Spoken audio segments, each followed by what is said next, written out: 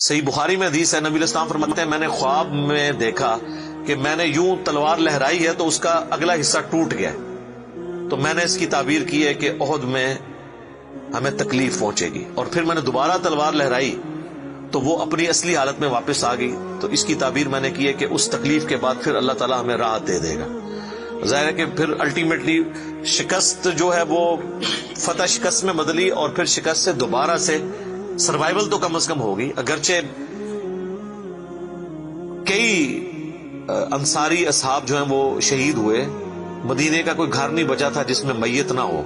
ایک غم کا عالم تو تھا۔ مہاجرین میں سے بھی حضرت حمزہ بن عبد المطلب،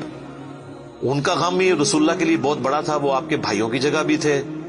اور چچا بھی تھے، دودھ پیتے، رضاعت کا رشتہ بھی تھا ان سے، بھائی والا بھی، آرمی چیف بھی تھے،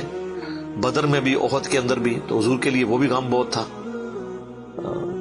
حضرت حمزہ بن عبد المطلب کا غم اتنا بڑا غم تھا کہ صحیح بخاری میں ایک پورا چیپٹر ہے غزوہ احد کے چیپٹر کے اندر نا،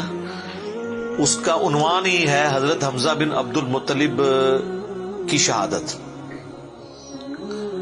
اور اس میں وہ لمبی حدیث ہے واشی کے بارے میں۔ دو تابعین جو ہے وہ واشی کو ملنے کے لیے جاتے ہیں، وہ شام میں شفٹ ہو چکے ہوتے ہیں، اور ان سے حضرت حمزہ کا قتل کے بارے میں پوچھتے ہیں، تو واشی بتاتے ہیں کہ جی میری یعنی ڈیوٹی لگائی گئی تھی جبیر بن مطعم کی طرف سے۔ خیر وہ جبیر بن مطعم بعد میں وہ بھی مسلمان ہو گئے، وہ بھی صحابی ہیں، اور ہند جو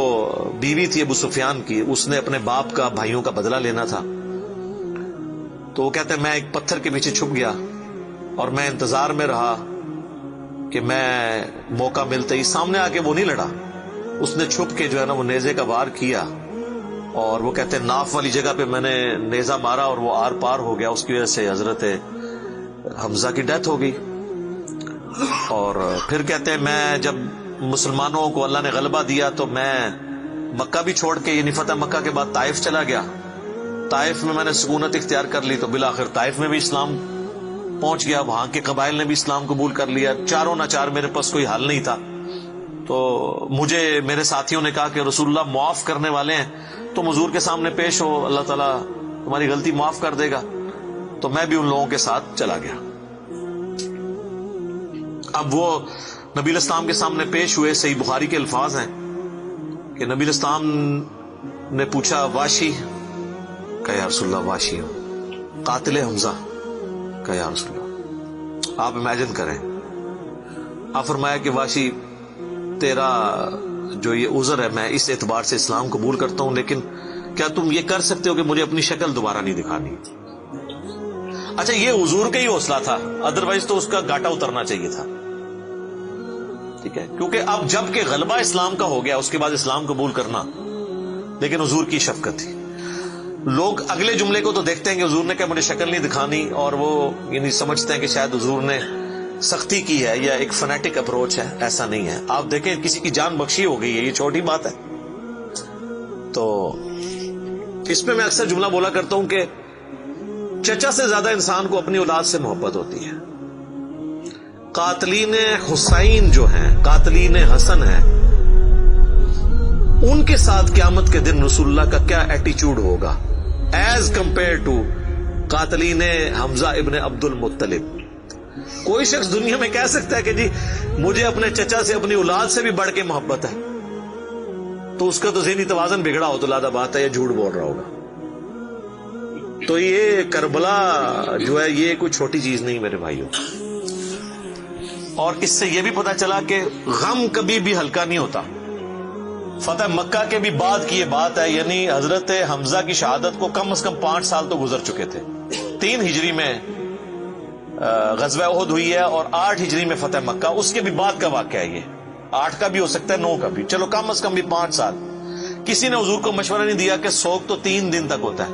لیکن یہ سوگ حمزہ نہیں تھا، یہ غم حمزہ تھا۔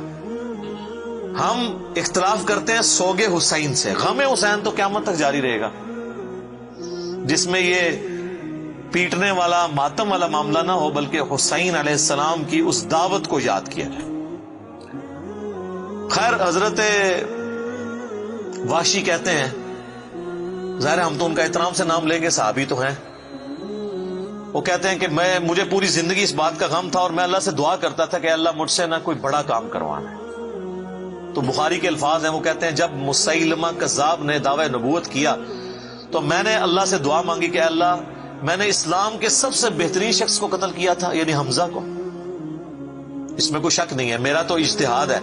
اگر حضور کی وفات کے وقت حضرت حمزہ زندہ ہوتے نا تو پہلا خلیفہ حضرت حمزہ نے بننا تھا، کیونکہ خلفائے راشدین جب موجود تھے، جب تک خلیفہ راشد نہیں وہ بنے تھے ابو بکر عمر عثمان و علی، ان کی موجودگی میں بھی حضور نے اپنا آرمی چیف حضرت حمزہ کو بنایا ہوا تھا۔ بدر میں حضرت ابو بکر عمر عثمان و علی میں سے تو کوئی نہیں تھا حضور کی طرف سے آرمی چیف، یا حضور ظاہر ہے حضور علیہ السلام کو تو میدان جنگ میں وہ نہیں آنے دیتے تھے، خیمہ پیچھے لگاتے تھے۔ احد میں تو چونکہ کافر آپ کے خیمے تک پہنچ گئے نا، اس لیے پھر آپ کو فرنٹ سے لیڈ کرنا پڑا، ادروائز بدر و احد میں آپ خود آگے جا کے نہیں لڑے۔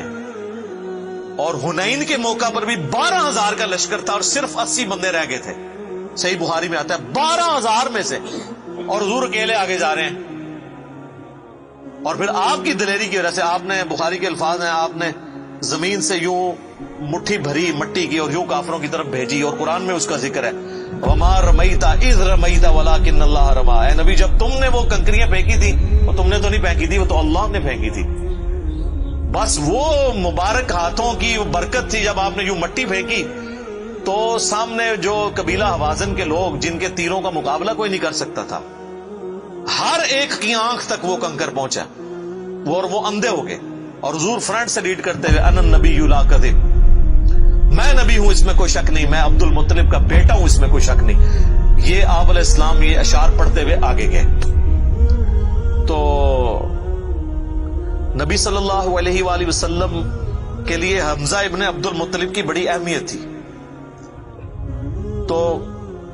اب وحشی کہتا ہے جب مسیلمہ کذاب نے دعوی نبوت کیا تو میں نے اللہ سے دعا مانگی۔ دیکھیں اللہ تعالیٰ سب کی دعائیں سننے والا ہے، اور میں نے کہا یا اللہ مجھے موقع دے، میں اسلام کے بہترین شخص کو میں نے قتل کیا ہے تو میں اسلام کے بدترین دشمن کو بھی میں ہی قتل کروں۔ دیکھیں اسلام کا بدترین دشمن وہی ہو سکتا ہے نا جس نے دعوی نبوت کیا ہو اور مسلمانوں کی جمعیت توڑ دی ہو اس وقت میں جب حضور کی ڈیتھ ہو چکی ہے، لیڈر جا چکا ہے، اور پیچھے مینجمنٹ کو کمزور کرنے والی بات ہے ہزاروں لوگوں کا مرتد ہو جانا۔ تو وہ کہتے ہیں کہ میں جب جنگ یمامہ کے لیے ندا کی گئی تو میں بھی اس لشکر میں شامل ہوا، اور میں نے اپنے وہی نیزہ جس سے حضرت حمزہ کو مارا تھا، سر عمر سیریز میں انہوں نے یہ سین فلمائے ہیں، وہ نکالا اور اللہ سے مانگا، اور کہتے ہیں میں نے دیکھا کہ وہ گھنگریالے بالوں والا جو ہے وہ اونٹ کی رنگت کا اس کا جسم وہ دیوار کے ساتھ ٹیک لگائے ہوئے کھڑا ہے۔ تو میں نے پوچھا کہ وہ مسیلمہ کذاب کون سا ہے، تو انہوں نے بتایا یہ ہے۔ انہوں نے دور سے اس کو مارا، ان کا نشانہ تو بڑا زبردست تھا، تو وہ مارا گیا اور گر پڑا زمین کے اوپر اس نیزے کے وار سے۔ پھر ایک انصاری صحابی نے آگے بڑھ کے اس کی گردن کاٹ دی۔ تو پھر وہ کہتے تھے کہ مجھے اللہ سے امید ہے کہ اللہ تعالیٰ اس نیکی کی برکت سے میری وہ غلطی معاف کر دے گا۔ ٹھیک ہے، ویسے تو اسلام لانے کی غلطی معاف کر دیتا ہے، صحیح مسلم میں حدیث ہے کہ ایمان لانا پچھلے کے گناہوں کو معاف کر دیتا ہے، لیکن سر کچھ گناہ بہت بڑے لیول کے ہوتے ہیں، اس کے لیے بہت بڑے لیول کی نیکی چاہیے ہوتی ہے اس کی کمپنسیشن کے لیے، چونکہ حضور بھی تو اس اعتبار سے تو حضرت وحشی حضور کے سامنے نہیں آتے تھے نا۔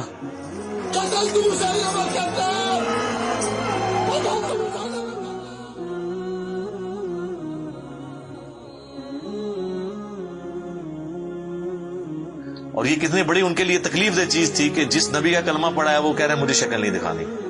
آپ اس تکلیف کو سوچ سکتے ہیں۔ ہاں اب میں یہ سمجھتا ہوں، اللہ سے امید کرتا ہوں کہ قیامت والے دن حضرت وحشی حضور کے سامنے اس اعتبار سے پیش ہو سکتے ہیں کہ مجھ سے یہ غلطی ہوئی تو یا رسول اللہ دیکھیں آپ کے سب سے بڑے دشمن کو بھی میں نہیں قتل کیا، تو یہ بہت بڑی سعادت ان کو ملی۔ رضی اللہ عنہم اجمعین وعلیہم السلام۔ صلاۃ بر محمد وآل محمد، اللہم صلی علی محمد وعلی آل محمد واصحابہ اجمعین الی یوم الدین۔